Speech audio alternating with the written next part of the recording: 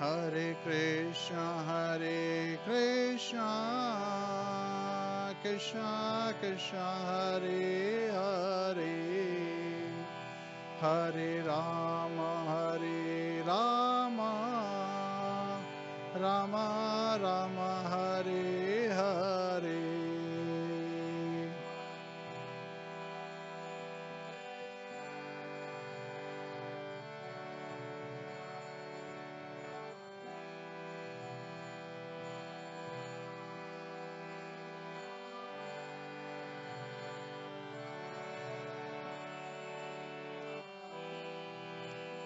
Hare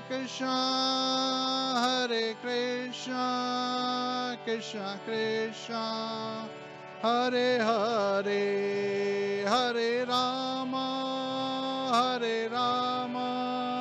Rama Rama, Hare Hare. Krishna, Hare Krishna.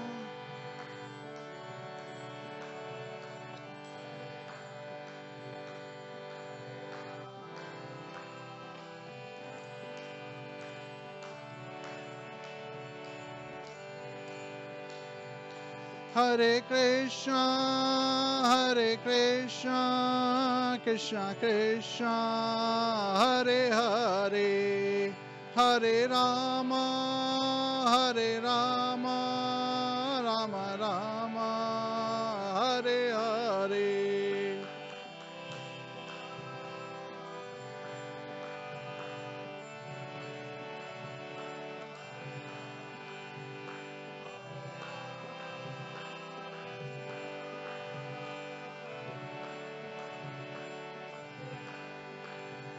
Hare Krishna,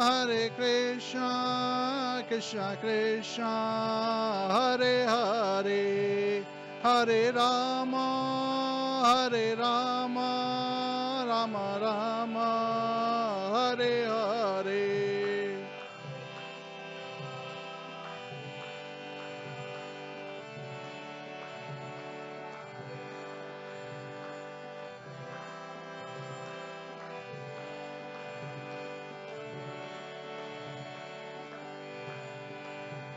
Hare Krishna, Krishna Krishna, Hare Hare, Hare Rama, Rama Rama, Hare Hare.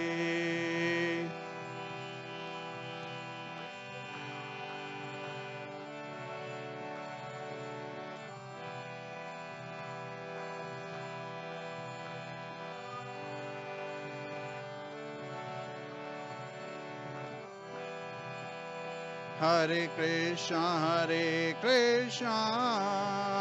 Krishna Krishna, Hare Hare, Hare Rama, Rama Rama, Hare Hare.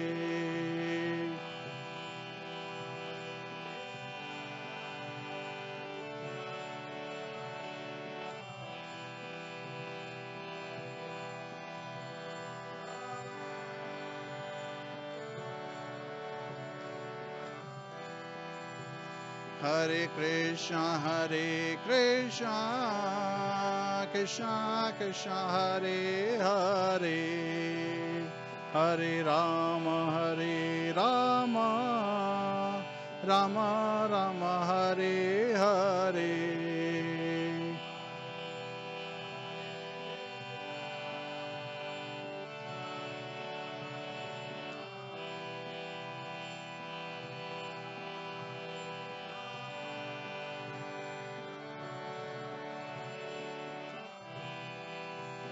Jai Radha Madhava Kunja Bihari, Jai Radha.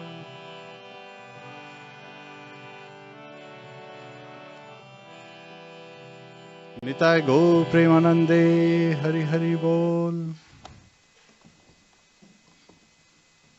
कंथरा Shrimad Bhagavatam की जय, श्रील प्रभुपाद जय, अनंत कोटि वैष्णव वृंद की जय।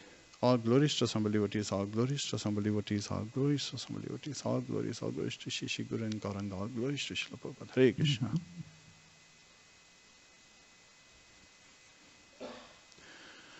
Om Namo Bhagavate Vasudevaya. Om Namo Bhagavate Vasudevaya. Om Namo Bhagavate Vasudevaya. Narayanam Namaskritya Naram Chaiva Narottamam Devim Saraswatim Vyasam Tato Jayam Mudiryet Shavtam Swakatha Krishna Punya Shavana Kirtanaha Hridayantasto He Bhadrani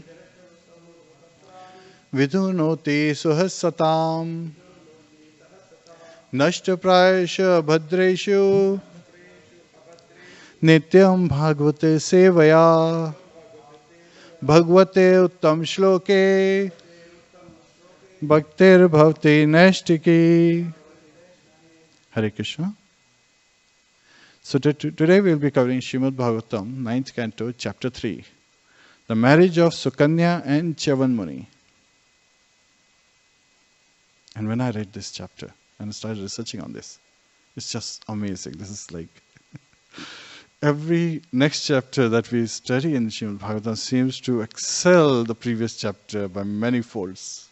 So it's like Navinanam, right? Nava-Navinanam. So it's constantly increasing the bliss as we continue to read. And this is an amazing, amazing chapter with amazing lessons to learn and amazing pastimes to cover.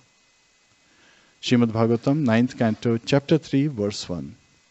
Shri Shuka Uvacha Sharyatir Manavo Raja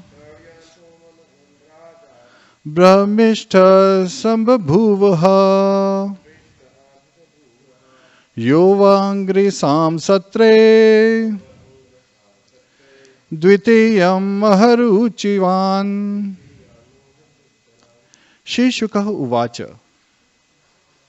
Shri Shukdev Goswami said, Sharyatihi, the king named Sharyati, Manavaha, the son of Manu, Raja, ruler, Brahmishtaha, completely in awareness of Vedic knowledge,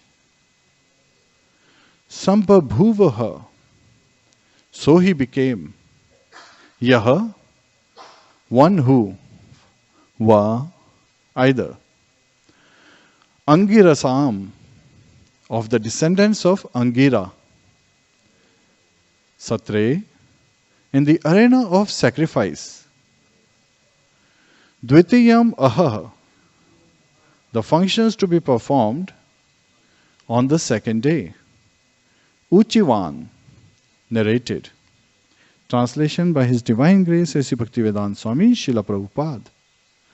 Shri Shukdev Goswami continued, O king, Sharyati, another son of Manu, was a ruler completely aware of Vedic knowledge. He gave instructions about the functions for the second day of the yajna to be performed by the descendants of Angira. There is no purport, but we'll continue some of the translations so that we reach to a purport. Śrīmad-Bhāgavatam 932. Sharyati had a beautiful lotus-eyed daughter named Sukanyā, with whom he went to the forest to see the ashram of Cyavana Muni. While that Sukanyā, surrounded by her friends, was collecting various types of fruits from the trees in the forest, she saw within the hole of an earthworm, Valmikarandre, two things glowing like luminaries. As if induced by providence, the girl ignorantly pierced those two glowworms with a thorn, and when they were pierced, blood began to ooze out of them. Thereupon, all the soldiers of Sharyati were immediately obstructed from passing urine and stool. Upon perceiving this, Sharyati spoke to his associates in surprise. How strange it is that one of us has attempted to do something wrong to Cyavana Muni, the son of Bhrigu. It certainly appears that someone among us has polluted this ashram. Being very much afraid, the girl Sukanyā said to her father, I have done something wrong, for I have ignorantly pierced these two luminous substances with a thorn. After hearing this statement by his daughter, King Sharyati was very much afraid. In various ways he tried to appease Cyavana Muni, for it was he who sat within the hole of the earthworm. King Sharyati, being very contemplative and thus understanding Cyavana Muni's purpose, gave his daughter in charity to the sage. Thus released from danger with great difficulty, he took permission from Cyavana Muni and returned home. Purport. The king, after hearing the statement of his daughter, certainly told the great sage Cyavana Muni everything about how his daughter had ignorantly committed such an offense. The Muni, however, inquired from the king whether the daughter was married. In this way, the king, understanding the purpose of the great sage Cyavana Muni, tad abhiprayam agyaya, immediately gave the Muni his daughter in charity and escaped the danger of being cursed. Thus, with the permission of the great sage, the king returned home. Hare Krishna.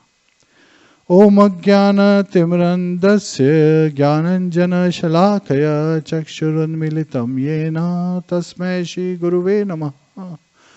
Mukham Karoti Vachalam Pangum Langayate Girim Yat Kripatadham Vande Shri Gurum Dinataranam. Hare Krishna, Krishna Krishna, Hare Hare, Hare Rama, Rama Rama, Hare Hare, Hare Krishna. So I was able to assemble 7 lessons. And the first one is, of course, we receive everything in parampara to be able to go back home, back to Godhead. And that's been revealed in the very first verse. Yet, to understand that, material energy is very strong, right? So our only hope is, especially in this Kali age, Hare Nam, Hare Nam, Hare Nam eva kevalam, kalo nashte gatiranyatha. Chanting of the holy name, chanting of the holy name, chanting of the holy name. It's the only way to, overcome the effect of this Kali age. The age of hypocrisy and quarrel. Second, we hear about this pastime, and there are many lessons that we'll be taking, which will relate to how various things happen by providence, as well as third, how by providence, by Lord's mercy, one is able to overcome them, one is able to find cure. And then the fourth one is, how should we interact with others. And we have talked about this principle many times before. We should respect everyone. Amanina manadena kirtaniya sadahri. Without expecting any respect from others, we should give everyone respect. So it's like everyone, all living entities, not just humans, but again, respectful to lion doesn't mean you go into the cage and say, I give you respect. We respect provided we understand the positions. So according to the position, we should respect them. And then we talk about the highest perfection, because there is, Ayurveda being discussed. Because Cyavana Muni's name comes and everyone thinks of Chyavanprash, right? And that was not prepared by Cyavana Muni, that was actually prepared by Ashwini Kumar, and how they retain perfection. So we talked about that. But then what's the true perfection in life one can attain? And after this, we hear about some amazing personalities like Revata. I'm still studying. I was able to find material, so maybe I'll share in the future as how Revata, he established Kutasthali, his capital, in deep ocean.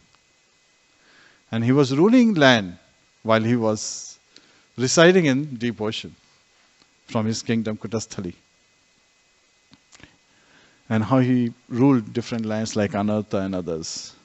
And then the last lesson is, sometimes we think of material world and we think that, oh, Lord Brahma is the first living entity in this material world. Yet the scriptures reveal to us that Brahma Loka is transcendental to the three modes of material nature. And above that is Devi Dham. Lord Shiva and Parvati, they are there. So again, these are transcendental abodes we are talking about. We are away from the influence of the three modes of material nature. So based on the first lesson, here we hear, so I'll quickly narrate the story so that we can talk more about the principles and the lessons behind them. King Sharyati, he's revealed that he has attained Vedic knowledge. He is well versed in Vedic knowledge, so much so that he could provide instructions on how to perform the various ceremonies on the second day of sacrifice for the descendants of Angira. Right? And Sharyati is son of Vavasvata Manu. So that's why in the very first half of the first sentence is addressed as Sharyatir Manavo Raja. Manav. Manav means son of Manu. So when we talk of Manushya, is another way of Manu Ushya, the sons of Manu, the descendants of Manu. So we are all Manava, Manu. So again, coming from, so again that is seminal lineage. But then there is also the clear indication given that he was so well versed in Vedic knowledge. And where did he receive that knowledge from? Disciplic succession from his father, Vavasvata Manu. And where did Vavasvata Manu receive that knowledge? From his father, Vivaswan, the sun god. And then Lord Krishna reveals in chapter 4, verse 1, that it was he who imparted that knowledge to Vivaswan, who imparted it to Vavasvata Manu, who further imparted it to his son Ikshvaku. Right? And then Sharyati is another of his son.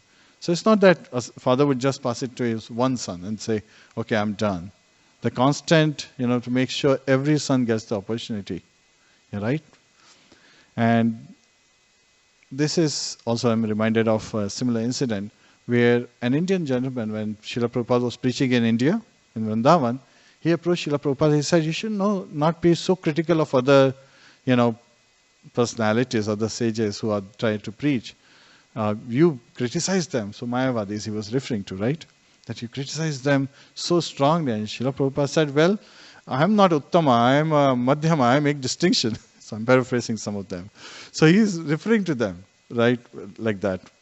I'm going to make distinction. And so he's identifying. Yet at the same time, I'm preaching to everyone. So that's where Samadarshina comes. That everyone gets equal opportunity to learn. Right? Everyone has an opportunity to learn. How one utilizes that opportunity is based on one's own capability and desire. Are they willing? Right? Sometimes when people come to Krishna consciousness, they're like, there's a lot of perspiration involved and less of inspiration involved. So aspiration becomes difficult. Well, once you start chanting the glories of the name, just by raising your hand, Hare Krishna, Krishna Krishna, Hare Hare, Hare Ram, Ram Ram, Hare Hare. Everything becomes easy. So the same gentleman was spoken, he was murmuring afterwards when he was walking among the devotees that he does see everyone equally. Srila Prabhupada does see everyone equally because he is giving everyone the opportunity to take to Krishna consciousness. And once, one of the disciples of Srila Prabhupada, he said, Srila Prabhupada, this life of a devotee in Krishna consciousness, it's very difficult. Prabhupada agreed, yes, it's very difficult. But the material life, it's impossible. Right? So it's better to go for difficulty than impossibilities. You have some hope there. So this King Sharyati, so he's also referred to as king. He's not just son of Manu, he's also leading the capital, his kingdom. And once he goes to Cyavana Muni's ashram. Now, when I was reading further, it's also given in the Purāṇas, bigger description. And that's where I was realizing when Shukadeva Goswami in the previous chapter had said, when he was describing the sons of Manu, he had said to Parikshit Maharaj that it would take hundreds of years to describe the pastimes of various, the various stories or what activities were done and the descendants of the various sons of Manus. And yes, it is like that, means again, so vast. So there are places which are known by different rishis. I'll give you an example. Gwalior. Gwalior used to be called Galavir, and it was based on the sage Galav, his name. So Galav Rishi used to be there, and based on his name, it was his ashram, Gwalior, which is known now in India. It was his ashram, that whole area. And over the time, it has come to be known as Gwalior, derived from Galavir. So again, Cyavana Muni used to reside, so the forest where he used to reside is known by his name, Cyavana Ashram, right? So here in this ashram, so in this forest, the king is going because, when you want peace, you come to temple, right? So knowing that this is a place where a great sage resides, Cyavana Muni, who is son of Bhrigu. Bhrigu is the head of the Saptarishis. So from that perspective, the king is going. And of course, understand that this is a highly intelligent king. He is well versed in Vedic knowledge. He is a king. He is leading, he is administering and guiding his populace to be more Krishna conscious and to be able to go back home, back to Godhead. And he has a lotus-eyed daughter. So his daughter Sukanyā is very beautiful, it's described. And it just so happens that when they go over there, Sukanyā goes to collect flowers and fruits with her friends. And as they are going, Valmika Randhe comes. Valmika means anthill. So there is a big anthill. And in this anthill, there are two spots, right? The whole of the earthworms, I said. So again, I was doing some research. Came to know that ants normally have vertical holes, right? Earthworms can have horizontal and vertical. So there were two luminaries, right? Two lights, literally, spots that it was lighted. So she thought that these are glowing worms. And just by providence, she picked up thorns and she pierced. And when she pierced these two luminaries, thinking these are earthworms, and just by curiosity, means again childish action, right? Not knowing what's the impact and why she is hurting, she's just curious. And curiosity kills the cat, it says sometimes. So again, this is a similar event happening where just by curiosity, she ends up hurting someone. So sometimes the lesson to learn is we should be very cautious of our actions because unknowingly we may be hurting someone. So we should first think, then act. And sometimes when we think, don't just think that I have thought about it and now I'm acting. It's always good to take some advice from seniors. Ask someone if you don't know something, because they might be able to throw new light instead of taking away the light in this case. What happens is the blood comes out and she immediately comes back, and her father is at this point realizing that everyone is able to, not able to pass urine or stool, so they're physically impacted. It's like somebody has done something wrong, right? So this is also telling us lesson that if things go wrong around us, of course, devotees understand that's because of our past karmas, but it could very well be something that's happening currently that can be overcome, right? So this is where we should immediately try to find what's the solution. Not just like, oh, we are so sinful, it's a reaction of our past karma, it's coming our way, and then just say, oh, we are just so fallen, just bear the karma, right? The reaction of the karma. The important thing is to be able to understand the lesson that we get from that karma, to be able to act proactively in a way it is suitable. So once Srila Prabhupada, he had given to his secretary a letter to send with an enclosure, and the secretary forgot to include the enclosure. And later he realized, he came to Srila Prabhupada. So again, this is also just like Sharyati. He went to Cyavana Muni. He told him that this is what has happened, right? Because it was Cyavana Muni who was, sitting inside the anthill that had formed. So again, we know of another sage, Valmiki Rishi, right? He wrote Ramayana, Valmiki Ramayana. So again, why was he named Valmiki? Because as he was praying, the ants have built their houses around him.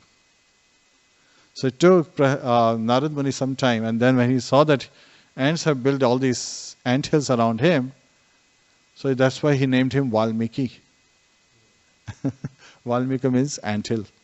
I realized, there was one student who came to me and said, oh, actually, Cyavana Muni, somebody said that Cyavana Muni was sitting in a dark room and his body was so black that Sukanyā couldn't see him. And I'm like, where did you hear that? Shastras never talk about, there's no description of Cyavana Muni sitting in a dark room and his eyes are the only things that are visible, and that Sukanyā goes and pierces those eyes.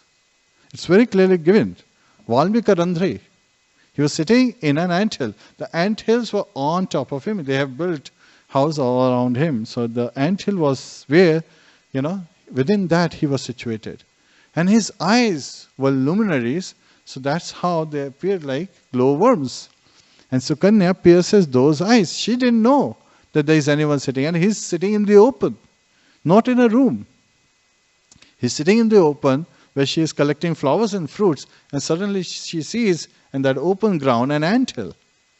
And suddenly, she and her friends, they notice that there are two luminaries. So they are thinking, what is this illuminating objects? Maybe it's glowworm. And by curiosity, she pierces them. And because of that, blood comes out, because those were the eyes of Cyavana Muni. And as the blood comes out, she realizes she has done some fault. So she immediately comes back to her father, because now she has made a mistake and she needs to get proper guidance how to fix it. So when going back to the story where the devotee was going to Srila Prabhupada and said, oh, I forgot that the enclosure. Srila Prabhupada said, so? And he's like, oh, so Srila Prabhupada, I'm just so fallen. I'm so ignorant, I'm so fallen. So Srila Prabhupada says, so? And he's like, yes, Srila Prabhupada, I'm so fallen. So Srila Prabhupada again, so? He's realized Srila Prabhupada is asking him, what's the next corrective action? Yes, you're saying you're fallen, but you need to do something. So he realized that and he said, oh, Srila Prabhupada, I'll write him a letter of apology and this time include the enclosure. Srila Prabhupada was happy. He said, yes, do that. So it's not that we just say, oh, I'm so fallen, there is no hope for me. And this is where what the hell effect comes in, right? Right after repentance, sometimes people say, what the hell? The what the hell effect is, you're doing Ekadashi. And suddenly someone says, oh, Prabhu, this is prasad. And you take the prasad without realizing that it had anna in it. And the person said suddenly, were you observing Ekadashi? Because that had anna in it. And you're like, okay. And there is a tendency, especially, in the early stages, when you are in Krishna consciousness, as well as when you are not fully in knowledge. Sometimes it happens that you say, oh, my Ekadashi is involved, so I can go and have nice anna-based prasadam. No, that should not be the attitude, because that's the what the hell effect. You just gave up all the austerity just because you made a mistake. That shouldn't be done. You should continue to perform the activity, because Lord is bhavgrahi janadana. We should not give up easily. When you were a child, you fell down. What did you do? You got up again. You are more anxious to walk. Right? When you were driving, you're learning to drive bicycle, you fell down, say for example, in the beginning. What did you do? You gave up driving bicycle? No. You picked it up again, you got up, cleaned up your clothes, got on it and tried learning again. That's what it is. To attain perfection, we need to practice, practice, practice. Practice makes perfect. So practice is very important. Sadhana is very important. And here, we also need to understand that Maya, the material energy, she is very strong. That's the first lesson we are going to cover. And sometimes she is so strong that we forget that, what is our real purpose in life. We get bewildered. Just like I gave the example of Ekadashi. Sometimes mistakes happen.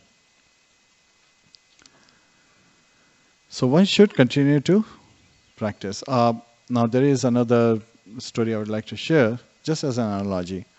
So there's this cyclist. He's coming down and he's saying that this man, he has picked up really many cyclists. He's stopping them, getting them off the cycle, keeping the cycle away, and making them stand in a circle. So he's driving, and the guy comes in front of him. This guy who has so many people standing in circles, and he says stop. He doesn't stop. He hits. So the person is very upset. Picks him up, the cyclist, and puts him in a circle. Draws another circle outside it, and says, "You stand inside the circle." And he takes his bicycle and starts braking the bicycle. Right? And this person, he's looking back, and he sees the person the cyclist who is standing in the circle is smiling. He brakes the cycle further and looks back, and he's seeing that the cyclist who's in the circle is smiling more, bigger grin. And then he turns back and asks, "Why are you smiling? I'm braking a cycle." The person says, "Oh, while you were not looking, I went out 3 times. Right? So who's ignorant here? Is the cyclist. Right? If you take that cycle to be time, he's breaking away his time, he's reducing the time.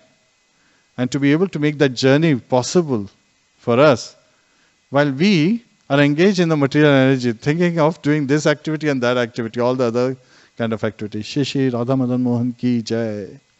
Shishi Sitaram Lakshman Hanuman ki jai. Shishi Gauratai ki jai. Srila Prabhupada ki jai. Nand Kore Vaishnav Vind ki jai.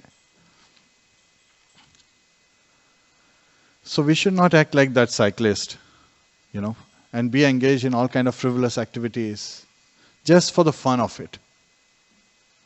Sometimes it's very interesting that this example is given. People do strange things for fun of it.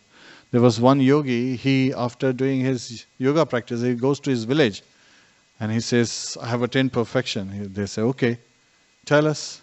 So he says, "Come tomorrow morning at the river." Everybody gathers at the river. And then he says, "Just watch." And he starts walking on the river. And then he comes back, onto the land, and an old man approaches him. He's like, "What's the greatness in it? I can give 2 paisa to the boatman, I can also cross the river on boat. What's the great part in it?" Right? So sometimes people spend their precious time in doing activities just to make name, fame and glories. And that should not be the purpose. The purpose should be to understand the scriptures and understand the Vedic knowledge, so that Vedas means knowledge, so that we can go back home, back to Godhead. But here, as soon as the king comes to know, Sharyati comes to know that, "Oh, my daughter has hurt someone," he goes to Cyavana Rishi, and this is where he realizes that it was Cyavana Muni who was, blinded by the thorns. When his daughter pierced those luminaries, they were nothing but his eyes.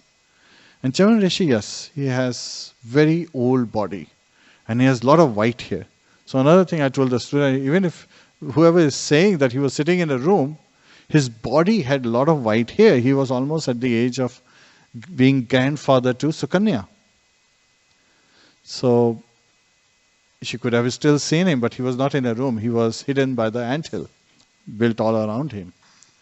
So in this case, he realizes that it was Cyavana Muni who was in the anthill. The ants have built a hill around him, and it was his eyes that were pierced. And he asked for forgiveness and being contemplative, right? Understanding that this Rishi, this great Muni, can curse and can doom us all. And we are already facing a lot of atrocities. Nobody can pass their stool and urine. Right? If you are not able to do that, your death is certain, surely coming soon. So he is trying to pacify the sage. And the sage asks if his daughter is married or not. As revealed in the purport, Srila Prabhupada says, understanding the sage's purpose of asking this question, he immediately realizes that there is a quick solution. And he keeps his ego, amanina manadina, aside. He realizes this is a great personality, and it would be of great fortune for Sukanyā to help him, and he's desiring, so let me give Sukanyā in charity to this sage. So he gives his daughter Sukanyā in charity to the sage. And then, when the sage is satisfied, he leaves. Now this is not where everything ends, because the lesson continues. Sukanyā, as we talked about the marriage life, the lessons are that a wife should take the time to understand the nature of her husband. And Sukanyā, realizing the nature of the sage, she saw two factors. He was in pain, but he wasn't cursing the world, right? He wasn't cursing. He was still in pain. He was thinking, how has this happened? By providence, I was doing meditation, right? And I lost my eyesight. And my meditation is disturbed. How has this happened? And when he came to know that a young girl by mistake has, caused this, he inquired, and then he received that girl in charity, so in marriage. So at that time, Sukanyā, she took the time to understand his nature. And we learn here that the sage was irritable. So old people, when we interact with old people, we should be very patient with them. Because think of it, their senses are deteriorating.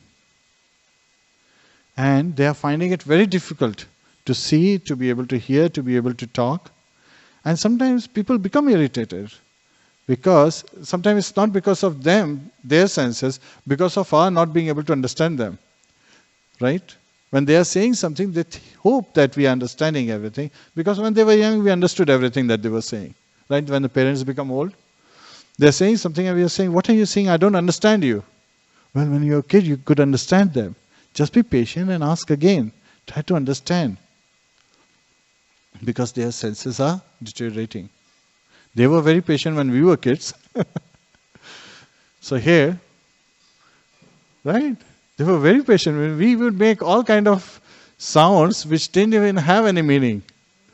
And they would be like relishing. Like the voices of a small baby are very sweet to hear. Why? Because that's how they take it. And now, voice of an old person, especially when it's instructive, it becomes a little harder if we are in the material mindset. But as a devotee, amanina manadena kirtaniya sadahari. So without thinking of, self-respect, we are out thinking like, oh, I am so and so, and this person is old, and I have a young body, and I have an able body. We should understand the position of an old person and be respectful to them. Sukanyā did that. She shows by her example that she took care of this sage as he continued to do his daily activities. She helped him walk around. He was blind. You can understand. A person is completely blind. He is old that all his veins are visible on his body. He is old enough to be her grandfather. Yet, she has received him as her husband. Today, a girl would leave a person, if she is married even by chance to an old person, even to twice her age, at her father's age. What to talk about grandfather's age. And he was not looking very handsome at that time, right? An old person with all the veins showing and the body is filled with white hair. And he can't even get up to go different places. He was literally meditating for hundreds of years at one spot. That's how it was the case. Yet Sukanyā was very patient. So that also shows the mood of a Kshatrani, right? She was daughter of, a king, and also she was determined in her, resolute in her motive. And she was serving her husband. Now it just so happens that Ashwini Kumars visit. Now as you research, the Puranas reveal that Ashwini Kumars were facing some other atrocities. And there is a lesson to learn from there as well. What happened was, Indra had it means the Devas had defeated the Asuras and they had already received Amrit, right? Nectar. So they were thinking, we are immortal. So now that we are immortal, we are not going to fall sick. So if we are not going to fall sick, we don't really need Ashwini Kumars, do we? They are the Vaidya, right, of the demigods. They are the doctors of the demigods. Now these doctors, they lost their importance, significance instantly, right after. So Indra became, ignorant towards them. He wasn't really paying attention to them. Now it's also very important that just because Indra is authority, right? This is the administrative head when it comes to the devas, demigods. So he is the king. And looking at Indra's position, they didn't object. And yet at the same time, it teaches us a lesson that we should not go to a place where we do not get respect as well, right? If somebody is ignoring us or showing us down, why to be at a place? Why to put ourselves in that position? Yes, it's good to be tolerant, but then not at the cost that you don't have any self-respect. Another person is, they were used to get their part in the yagyas in the past. But after the nectar was distributed and the demigods became immortal, right? So based on that, the effect of the nectar, now they don't need Ashwini Kumaras. So Ashwini Kumaras were not respected at all. When the yagyas were being performed, they were not receiving any share in the yagyas. Yet at the same time, they were carrying out their duty as sons of Vivaswan. So again, Ashwini Kumaras are not simple personalities. They are also sons of Vivaswan. They are the, half cousins of Vivasvata Manu. So as I read, actually Vivaswan had 3 wives. So from his first wife, Samagya, he had 3 children, right? Yama, Yami and Shadhadev. Shadhadev becomes Manu. Vivasvata Manu. Vivasvata means son of Vivaswan. Vivasvata Manu. And Vivaswan, with his second wife, Chaya, had a son named Savarni and a daughter named Tapti, who later became the wife of King Samvarna. Chaya's third son is known as Shanishchara, Shanidev, the presiding deity of Saturn. And Vivaswan, with third wife, Vadhva, gave birth to 2 sons, namely Ashwini Kumars, the twin sons. And now, Vivaswan is also an Aditya, right? He is the eldest son of Aditi. And the 11th son of Aditi is Indra. And he is ignoring the 2 sons, the twin sons of his elder brother, because he doesn't see their importance anymore. And as the yagyas, the various parts are being received, there is no part given to Ashwini Kumars. So they stop going to heaven, Indralok, and stop participating in all those yagyas because they were being ignored. Their part was taken away. That's almost like insulting them. They have a part, but then they don't get the part because nobody sees their importance. So Devashi Narad, he incites them. He says, well, you do have a solution. So if you approach Cyavana Muni, he might be able to help you. So when they approach Cyavana Muni, what do they see? They see that Cyavana Muni is blind, and they had already heard how he became blind. So they came to Cyavana Muni and they said, okay, we can help you. And Cyavana Muni is very happy, right? He'll get his eyes back. So he's enthusiastically, welcoming them and asking them. So again, they treat him and he receives his eyes back. And this is the first time he sees his wife. And this is the first time he's paying attention to his own body. He's saying, I'm almost at the age of being grandfather to this girl, Sukanyā, who is lotus-eyed, daughter of a king, right? So he immediately looks at it and he realized that she has served him so nicely, even in this state. Because he was covered with anthill. For so many years as he was meditating, he didn't see himself. Now he sees a young girl married to him and him having an old body. So he asks Ashwini Kumars, could they help him further? Because a young body and beautiful features are attractive to women. So for Sukanya's sake he is asking. Not for his sake. He was happy in whatever mood it was. He's a Muni, right? So when he asked that, that's when two events happen. That's when Chavanprash happens, right? And he takes that Chavanprash, and Ayurveda, the description is there.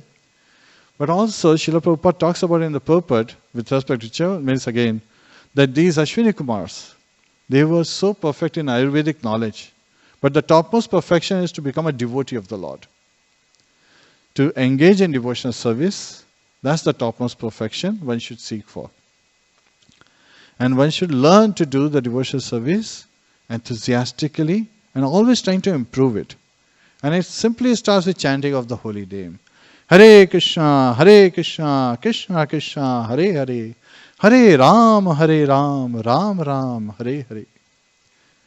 So here, realizing the perfection, Chavan Muni needs that perfection, right? Just like Srila Prabhupada, when he was seeing a doctor, he would not really go and visit the doctors much. But one doctor told him, you should walk. And Srila Prabhupada took it very seriously. He said, okay, this is an instruction that I have been given, and it's for my health, right? And you have to take care of the gift you have received. So this human body is a gift we have received from the Lord. So we should take care of the body so that we can serve nicely. So there is a purpose. We are just an instrument. So there is a purpose for everything. So we have to take care of this body so that we can serve nicely. And so here Chavan Muni is asking so that he can be suitable husband to Sukanya. And the second event that happens is Ashwini Kumars, they take him to the fountain of youth, in short. They say this is a lake, you take a dip in it, and then your body will be completely rejuvenated. You will have a young and handsome body. Now Chavan Muni is so weak, it's described that he couldn't just get up and walk. He needed someone to pick him up and walk. And in front of Ashwini Kumars, it would have really looked odd to Sukanya, and understanding her dilemma, the two Ashwini Kumars, they hold him by the arms. And then he takes him, in the lake. Now, a transformation happens, but not just for Chavan Muni, but also for Ashwini Kumars as they go inside and when they come out. Now, in are going Ashwini Kumars and this sage, and out are coming three beautiful, handsome-looking personalities. And each one of them is equally handsome, with great bodily features and young body. So much so that even Ashwini Kumars, their body was changed, right? They even attained much more youthful form. Now, they asked Sukanya to, identify which one is Cyavana Muni, and she can be with that person. And Sukanya was a chaste girl. She could not identify her husband. So at that time, Sukanya simply surrendered to Ashwini Kumar. She prayed to them that, please, I am not able to identify. Please return me my husband. And then they revealed to her that the one in the middle is the Muni, Cyavana Muni. And she is rejoicing that he has attained youth and he is happy that he is able to be a suitable match. Now what happens in the meantime is, now that Ashwini Kumars came, they still have that request because Devashinada revealed that Chavan Muni is so powerful, he can help them get the share in the sacrifice. So the description comes as whoever gets a somras gets the share, right?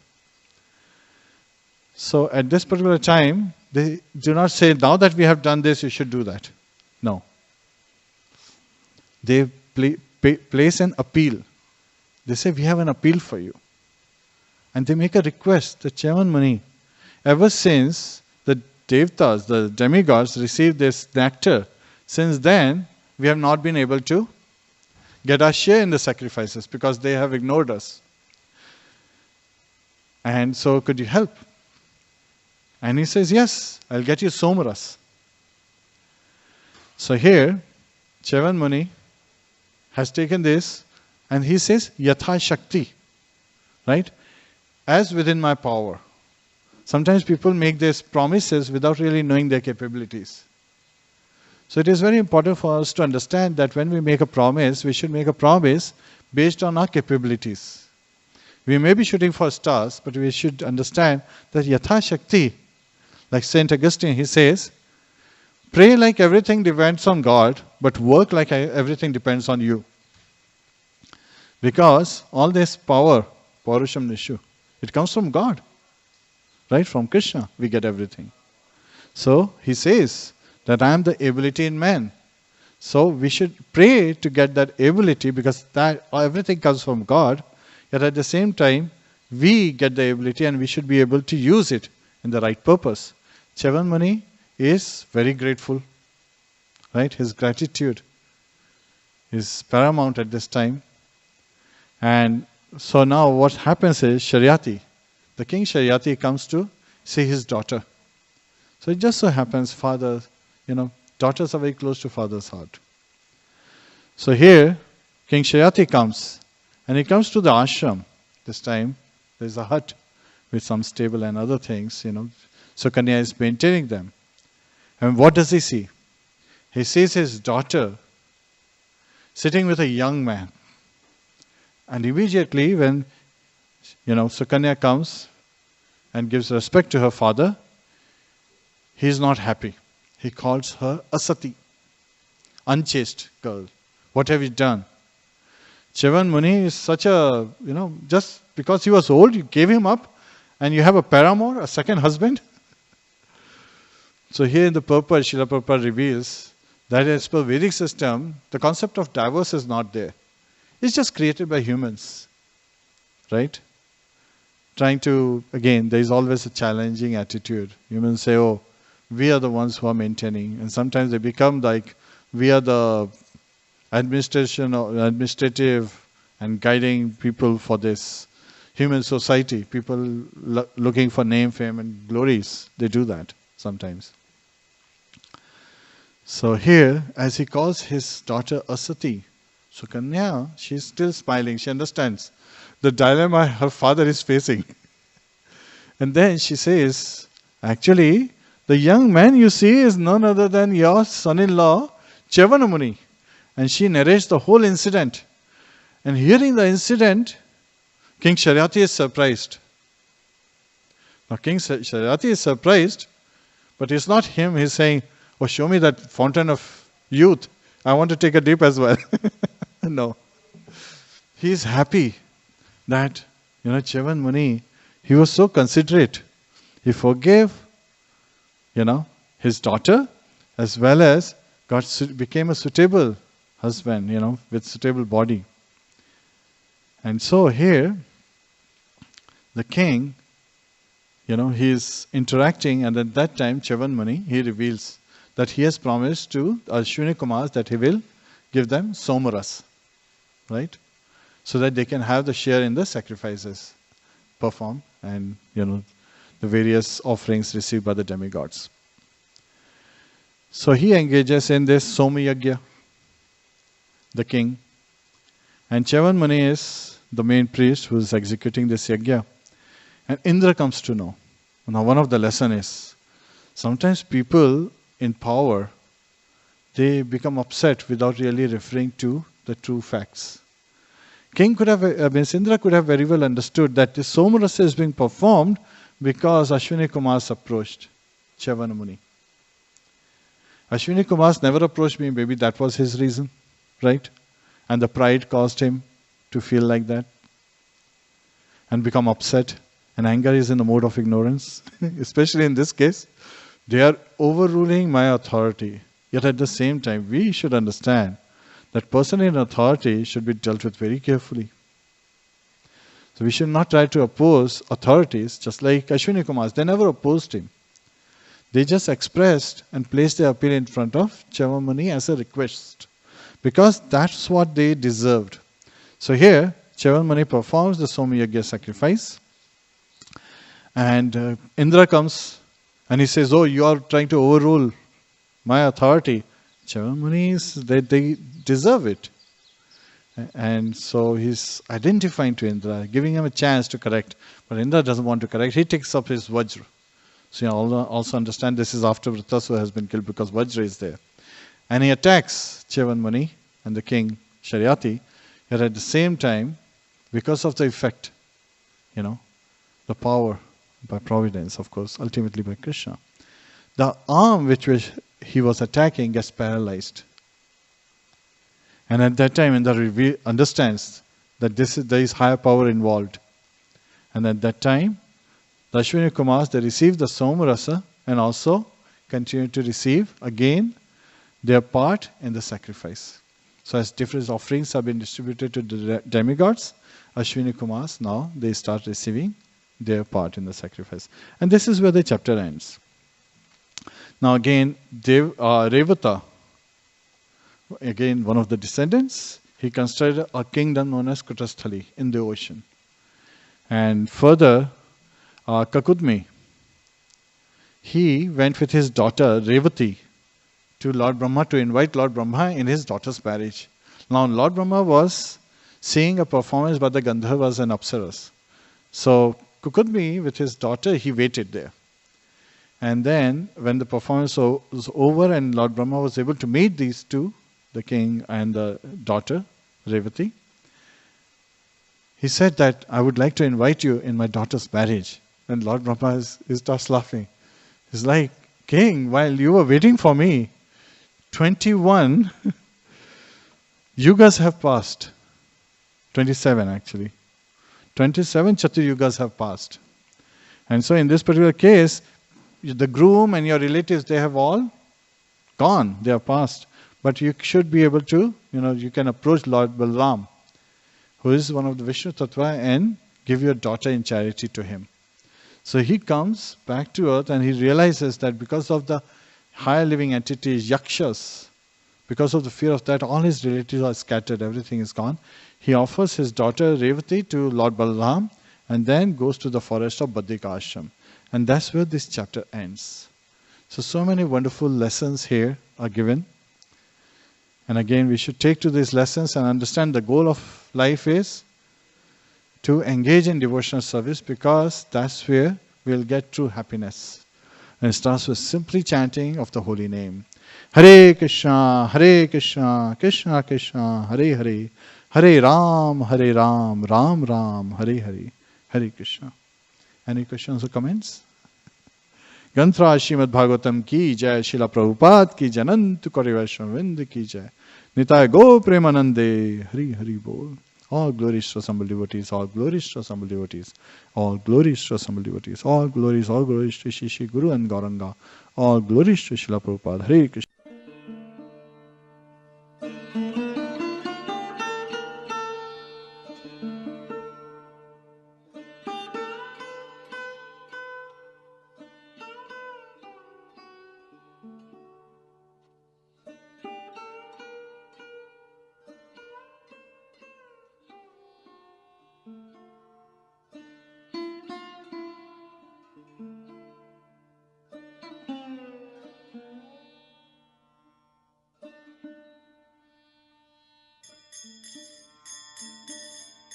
Krishna Kirtana Gana Ratana Pano Premamritam Manidhi Dhira Dhira Jana Priyau Priyakarau Nirmasanau Pujitau Sri Chaitanya Kripa Bharau Bhubi Bhuva Bharavahantarakam Bande Rupa Sanatana Raghujagam Sri Jiva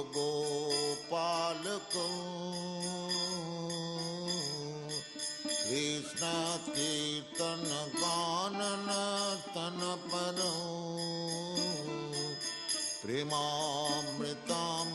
प्रेमामृताम्बनिधि धीरा धीर जन प्रिय प्रियकरो निर्मत्सरो पूजितो नाना शास्त्र विचारणैक निपुण सद्धर्म संस्थापक लोकानां हितकारिणं त्रिभुवने मन्नं शरण्याकरौ नाना शास्त्र विचारणैक निपुण सद्धर्म संस्थापक लोकानां हितकारिणं त्रिभुवने मन्नं शरणाकरं राधा कृष्ण पदारविन्द भजनानन्देन मत्वालिकौ वन्दे रूप सनातनं रघुजुगौ श्रीजीव गोपालकौ कृष्ण कीर्तन गान नर्तन परौ प्रेमामृताम्बनिधि श्री चैतन्य कृपाभरौ भुवि भुव भारावहन्तारकौ वन्दे रूप सनातनं रघुजुगौ श्रीजीव गोपालकौ श्रीगौराङ्ग गुणानुवर्णन विधौ सध्यासमिद्धार्नितं पापत्रापनिकृन्तनं तनुभृतां गोविन्द गानामृतैः श्री गौरांग गुणानुवर्णन विधौ सध्यासमिद्धान्वितं पापत्रापनिकृन्तनं तनुभृतां गोविन्द गानामृतैः आनन्दाम्बुधिवर्धनैकनिपुणं कैवल्यनिस्वार्थं वन्दे रूप सनातनं रघुजुगौ श्रीजीव गोपालकौ कृष्ण कीर्तन गान नर्तन परौ प्रेमामृताम्बनिधि